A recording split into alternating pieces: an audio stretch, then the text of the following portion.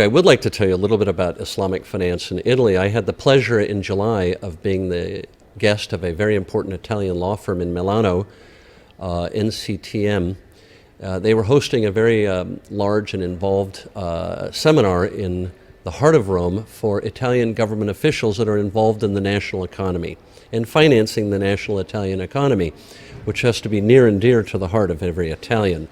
At that event, it was all about how to apply Islamic finance in Italy to help Italy solve some of its very grave financial problems today. As we know, unrestrained capitalism has led Italy in a very undisciplined fashion into a very large pool of national debt and regional debt.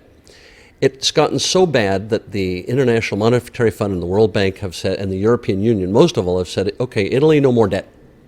You've hit your ceiling. You cannot continue to recklessly issue debt because you're bankrupting your people. And so the event that this law firm hosted in Rome, and where I was speaking, was to ask the question, how can Islamic finance provide practical, useful tools for the government of Italy to start extracting itself from this debt morass? And thankfully, Islamic finance is one of the tools that is available to Italian bond issuers, like Italian autostrade, Italian airports, to the regional bond issuers like the government of Tuscany or the government of Sicily. You know, borrowers who have leveraged themselves up to their nose and they can barely breathe. Islamic finance, because it's tied to the real economy, is required to be tied to the real economy, allows these assets that were formerly issued, that formerly used for bond issuance, to be removed into a separate entity to have independent financing, what we call asset-backed financing.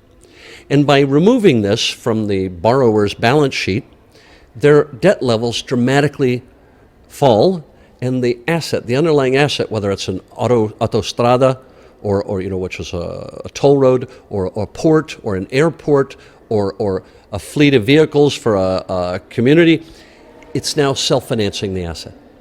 And that's the core beauty of Islamic finance. It helps borrowers who need capital, to need to improve their infrastructure. It helps them achieve those goals without absorbing massive amounts of debt themselves. And ethically, it ties the financing to the real economy. And this is the objective of Islamic finance, and why I think when we were talking in Rome in July, we were meeting, in the audience that day was people from the central bank, from the Ministry of Finance and Ministry of Commerce, Ministry of Economic Development, and all of the key committees of the Italian Parliament. All of them were there at that event, so they walked away understanding that Islamic finance can be one of the solutions to Italy's debt problems today. And really, honestly, if we can do it in Italy, we can do it everywhere else in the world.